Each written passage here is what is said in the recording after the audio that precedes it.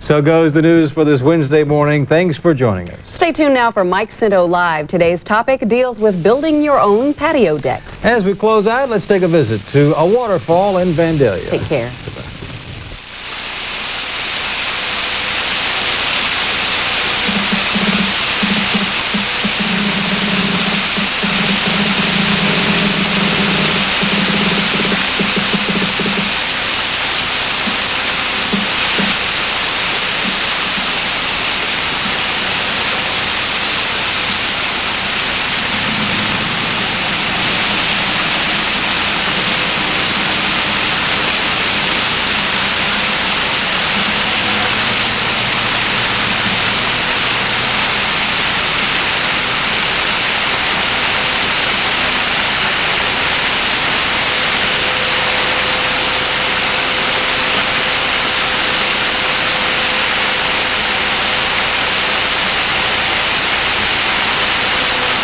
Join me for the Money Plan tonight at 6, 7, and 11. Now, live from the studios of 1290 WHIO, your chance to take part in the Miami Valley's only midday radio talk forum. 1290 WHIO and Television 7 proudly present this simulcast segment of the Mike Cinto Show. And we say good morning to John, who is calling us from West Carrollton. You're on the air with Harold Francis, Mr. Fix-It, about your patio deck. Hi. Good morning, Mike. Good morning, Harold. Good morning. I have a question, sir. I've got a new deck. I put it in about 8 or 9 months ago, and we use the wood that's preserved, for 20 years. Yes. And I would like to know, I was thrown for a loop the other day when I asked the guy at Sherwin-Williams about staining it. And he said you put on the waterproof first and then the stain. That's true. That's correct. He gave you the right information. Well, I tell you, I was getting ready to put on a stain and then the waterproof. Well, I don't know how that would work, but whenever you build a deck, regardless of what material you use, the first order of the day is to seal it, because the nature, I'm sure you've seen boards lay on the ground, and they get damp underneath. They draw dampness underneath. Right. The hot sun cooks the dampness out of the top. If they dry too quick, they curl up. In other words, they'll get like a saucer. And the idea of the water seal is when the boards, when you first put it down, it's in a normal position. You paint it with a sealer. That keeps the water from soaking into the wood. And consequently, if there isn't any water there, there's nothing for the sun to cook out, so it will it'll keep it from curling. It'll also have a tendency to keep it from checking, which is just hairline cracks in wood. I'm sure you've seen wood that checks just from the weather. Yes. Or split. And it'll take care of all of those things, plus the fact that it will help preserve the natural color of the wood. John, I appreciate your call. Well, let me ask you one. Real quickly, yeah. What type of sealer should a person use? Well, there are any number of them. Thompson's water seal. Okay. And then just put the stain over top of the seal. Right. Okay. Okay, thank you very much. Thank you, John, and good luck to you. Thank you. In case you haven't figured out yet for the TV audience, Harold Francis, aside from sitting there falling asleep, is talking about sitting there on a deck that he built, by the way. I don't know, do we have the capability of pulling back and showing? I mean, I like your beautiful face there, Harold, but... Well, you confused me, Mike. You said we were going to talk about decks, and I had the table here. Look at this thing. They found out I had a marked deck, so they wouldn't. I had to get rid of my friends. Now, Harold, can the people at home... Could the average guy be able to build that for... Well, I like to think I'm the average guy, and I built this one. Okay. Is this just in materials alone? Now, you don't have to give us a price, but is that expensive in materials alone? No, not at all. Not compared to other things. But if you had somebody come out and build it, it might cost you an arm and a leg. Well, it'll cost more than a good cigar, but I think, in fact, I'm not going to write this in blood, but I think all the materials for this deck, right here where I'm standing, comes to around $1,000. So if somebody knew how to do that, and you're saying the average guy with a hammer and nails could probably, and a saw, could probably put that deck together. Well, all you need is a saw, a square, and a hammer. And let's see, if you're going to put, well, I didn't have to make a foundation since I'm here on this, but you'd have to have a way to dig a hole and pour a little cement or either that or tamp the posts in. You don't have to cement them. But we'll get into that later. I'd like to show you how the options. And we're going to do that. In fact, we have. Let me ask you one more quick question before we take a break, Harold. The man was asking about staining. Do you prefer staining or painting a deck? Oh, I would stain it by all means. In fact, I like it just the way it is. You like it natural. Now, what color will that fade to? It's a natural sort of a light brown now. Will that fade to another color? Eventually, if it isn't taken care of, it depends on a lot what you do to it. If you do nothing to this, eventually this thing will turn, well, we call it black. It isn't actually black. It's a real dark gray, like any other wood. But there's also a product for those people that have a deck and haven't taken care of it. You can rejuvenate it. There's a product called Dexwood. There's another one that I can't recall the name right now that you paint on just like sealer, and just like magic, it'll bring the wood back to its natural state. Okay, and just it's never too late. All right, and just like magic, we're going to show you how to build or to work on your decks. Harold Francis is with us at PK Alex Bell right now and in the parking lot, and we're going to show you how you can participate in the Mike Cinto Show, coming to you live from the studios of 1290 WHIO, the facilities of Television 7, about your patio decks. Give us a call. You can take part in the Mike Cinto Show by calling 457-1290 or toll-free anywhere in Ohio. 1-800-345-1290. Harold Francis is with us at the PK Alex Bell location. Before we go to the phones, and our lines are loaded, so please be patient. If you get a busy signal, please try back. I have to say, our director, Bob Ramon, said patio decks. Nobody's going to call about patio decks. I knew the phones would be loaded because Harold and I had talked about it, and bunches of them being sold this year and being built this year. Harold, you're down in a demonstration area. Before we go to the phones, why don't you show us some aspect of building a deck? Well, naturally, the first thing if you're going to build a deck is to put, you have to put supports under it. So I don't have any way to dig holes here or cement them in, but I've simulated. This is a 4x4 that you use for support. There's various ways. Then you put a beam across it. I don't know. Can you get a shot of that? We've got it. We can see it, Harold. There's several ways to do that. Now, when you put the post in, they have all sorts of things. You can fasten this on the post and then set the beam on this thing. Or there's another way to do it. Down here, I've nailed 2x4s on each side of the post. The beam sets in that yoke, and then you build your deck on top. Now, when you get to putting the deck itself, the framing up, there's several ways we can do that. If you don't want to buy anything, you can use this back here, this little 2x2 is a bearing strip, and you fasten that on your plate and then cut notches in the floor joist to fit on that for extra support. Or there's what they have, joist hangers like this little gizmo right here that fastens both to the band and to the floor joist. So when you lay these things off, it's permissible. You can go up to 2 feet, but I like to support them every 16 inches. That's the normal thing. Now, then you get better support, even if you can use 2x6s rather a lot of times instead of 2x8s by having them on 16s rather than 24. Now, Harold, for those people who are watching this and are listening to it on the radio or watching it, and they're not picking all this up.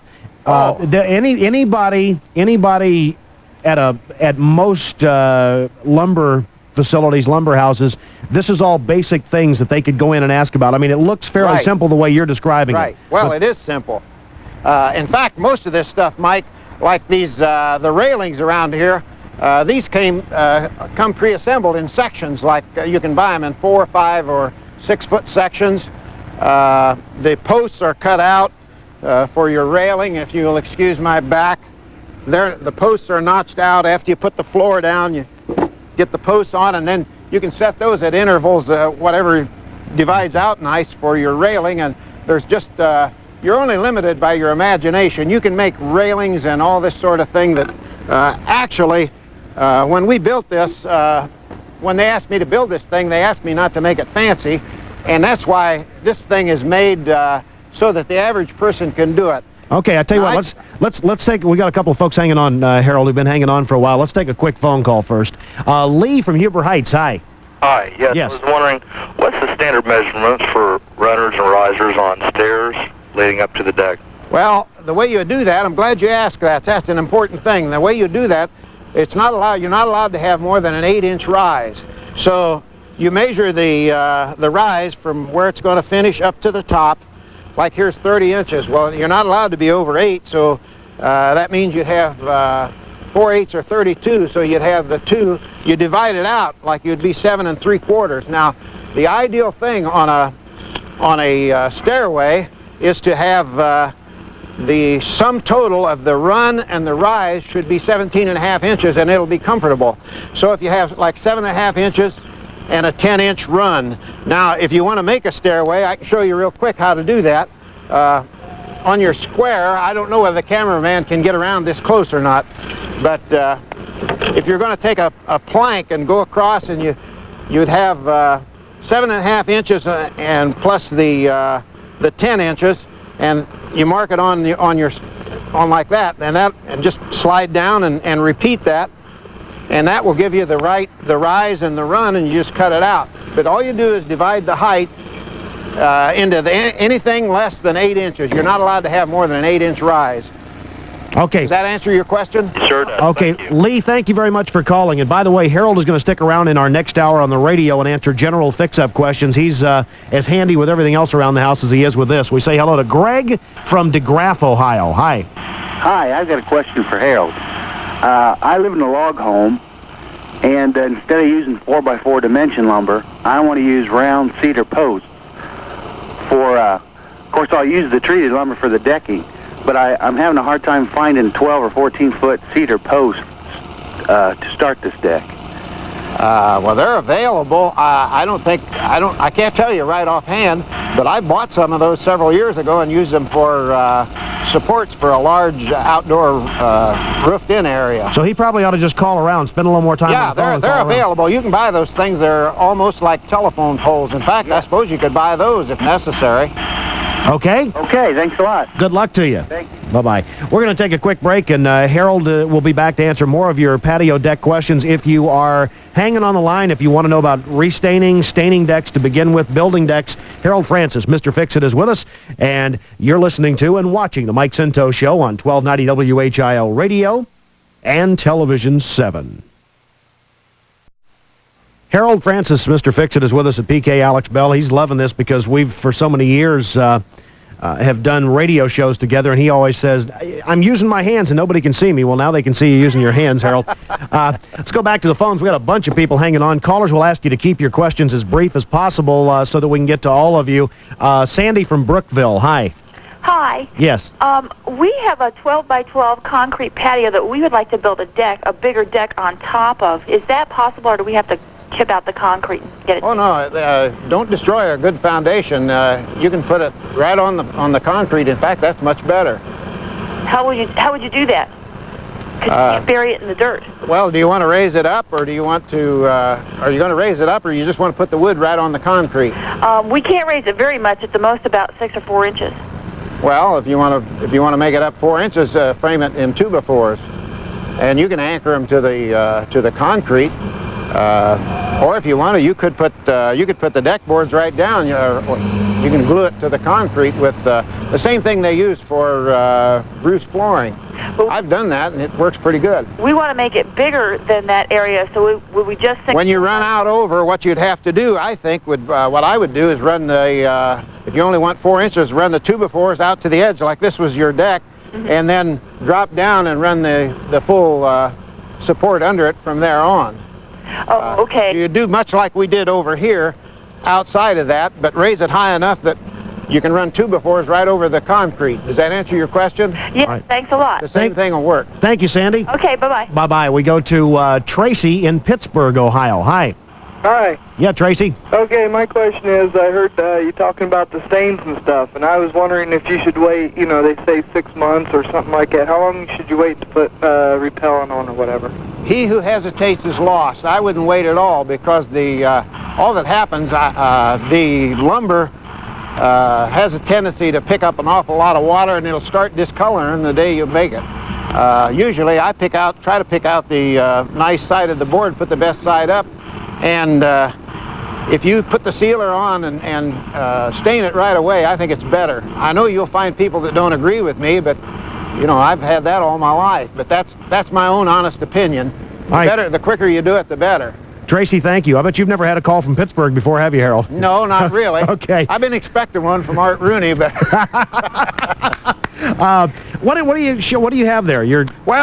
We did. Bill Blair is the manager here, and he said when we built this thing, see, this is really not as a deck. This is really a display of deck materials that are available.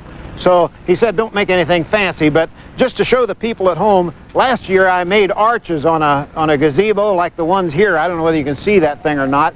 And he said, well, people like that, but they don't know how to do it. And I just want to tell you real quick how to do that. You take a 2x4, 2x6, whatever you like, find one with straight grain and no knots, and that isn't too hard to do.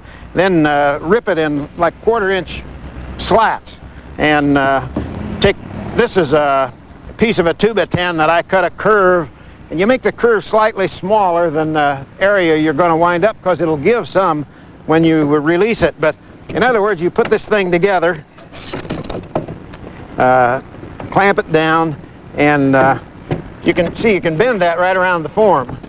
And what you do, I don't have time to do the whole thing here, but you take a series of these, you paint it with glue, then put another one on, and you can make that as thick as you want. Usually the other piece of material that we use on that sort of thing is, if I can find it here. Oh, that's okay, Harold. See, this has got a groove in it. If you make this the same size, it'll look real nice when you make that. So you just curve that thing around, glue it, curve it, leave the glue dry, and you can put some nails or screws in it. Then make a frame out of this and cut the lattice to fit it. And I think it's real attractive. I mean, normally when you think of a gazebo, for some reason I think of the arches, and I like them, and people can do that real easy. It takes time, but it's not difficult. All right, Harold Francis, Mr. Fix-It, is with us. He's going to be with us again in our next hour to talk about any kind of fix-up projects around your house, including decks. So don't go anywhere. If it is around the house, he can fix it for you or tell you how to fix it. We say hello to Jim from Butler Township. Hi. Hi, Mike. Got a question for Harold on the decking itself, the planking. I see places advertise 1x6s. I see other places talk about a 5/4 or 4/5 board, a decking plank. Just a second. I'll back up here what you're talking about. We happen to have one here. This is 5/4 deck board, and it's the most attractive thing I think that you can use. And incidentally, I forgot to mention before, when you put your planks down, they're recommended. I don't know what. Can you see these lines? Yes, we can. The curves. Yeah, we can see them now. That's the way the board is cut out of the tree. Now, this is the bark side, the upper side, and that's the way you should put it down. If you put it upside down, it'll have more tendency to, the edges will curl up. But if you put these down, and then while we're talking about it, if you nail it down, I prefer nailing them with these screw-type nails, and they're galvanized. Always use galvanized nails outside. They won't rust, and they don't bleed and discolor the wood. These things actually turn. I don't know whether the noise would be too prohibitive. I could drive some and show you. Drive one, sure. What the heck? What the heck, yeah. Live it up. I better have a hammer. Okay, or do it with your hand, Harold, like I've seen you do before. Well, yeah, but people think I'm showing off when I push them in. I don't know whether you can see this thing turn, but see that turns just like a screw. And heaven help you when you have to pull that loose. But when you're nailing a deck down, I'm not going to drive another nail. Thank you. Stay within, like within 1/2 inch and drive them on an angle. We call it toe nailing. It'll hold a lot better. And the one on this side, angle it that way. All right, listen, I've got to take a break. Jim, thank you, and good luck to you. Thanks a lot. Bye-bye. Callers on the line, hang on. We'll be back as the Mike Cinto Show continues. Coming to you live from the studios of 1290 WHIO Radio and the facilities of Television 7. Back to the phones. We say hello to Elaine from Mad River. You're on with Harold Francis. Mr. Fix-It, hi. It's Helene. Oh, I'm sorry. I said Elaine. Hello, Helene. Hi, how are you? Fantastic. You had a real brief question so we don't run out of time, okay? Okay, where our house was built was wood before, so we've had a termite problem. We put in treated wood around our garden. If we wanted to make a patio cover or that type of thing, when and how would we treat the wood for termites? Well, all this wood that we've used here is pressurized lumber, and termites won't. It's already treated. Termites won't touch it, and it won't rot. Even in an area that may be termite infested, once it's been treated, you're okay. You can bury it right in with the termites. They won't eat that. All right. We say hello. Thanks for calling. We say hello to Lori. You had a brief question from Bell Fountain. Hi. Hi. Yes. I was wondering... Let me get you to speak way up for us, okay? I was wondering, what do you do to a deck that's already been built? We bought the home, and it needs it needs to have something put on it because it's discolored. Well, if wood discolors, there's the only one I can think of, the brand name is Dex Wood. It's a liquid that you paint on just like varnish, and it'll restore the wood to its natural color. Okay. And there are some other products, but I can't name them right offhand. What about the Thompson sealer? Well, Thompson sealer will protect the wood, but it won't bring out the color again. Once wood discolors, like any old wood like that truck there, once that discolors, Thompson sealer won't bring it back. You have to use something else to bleach that wood out to get it back to the natural color, then put the Thompson sealer on to keep it that way. Okay, thank you. All right. Thank you very much for calling. By the way, we have a show on 1290 WHIO radio called Ask an Expert. Harold is in normally on Fridays. He'll be on this Friday from 1 until 2 o'clock in the afternoon answering general fix-up questions. The host of that show is Pam McGinnis. Harold, again, for those people, and we don't really have time to take another call, but we're going to ask the folks to hang on. Our lines are still busy. Going to ask them to hang on until next hour when you'll be answering general fix-up questions for us. But the average guy could put this... Some of the things sound Greek to us because we're not used to doing it, but the people listening on the radio and those people watching could go into most home centers and find out all the things you were just talking about. Right. Yeah, there's volumes written on decks or whatever, and you can even buy the videotapes now for some of these things, or just talk to someone. Or call WHIO. That's a good way to find out. Okay, and Fridays, Harold is on with us again on Ask an Expert. He'll be on periodically. We're going to do this, Harold, have you on to talk about putting up drywall if you're adding a room on, and do specific things and show people exactly how to do it. I thank you so much, and we look forward to having you back here in just for the next hour in just a little while to talk to people hanging on the lines. Thank you, sir. Thank you. Thank you. Harold Francis, otherwise known as Mr. Fix-It. We've heard the dispute over assault weapons. We're going to bring assault weapons into your home tomorrow. Okay, we're going to show you exactly what assault weapons are, what they can do with experts firing them on this portion of the show. Go out there and make it a fantastic day. Be careful. Enjoy it.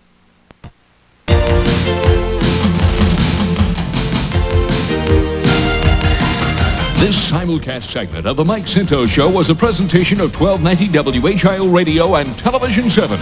Join us tomorrow morning for another exciting guest and conversation.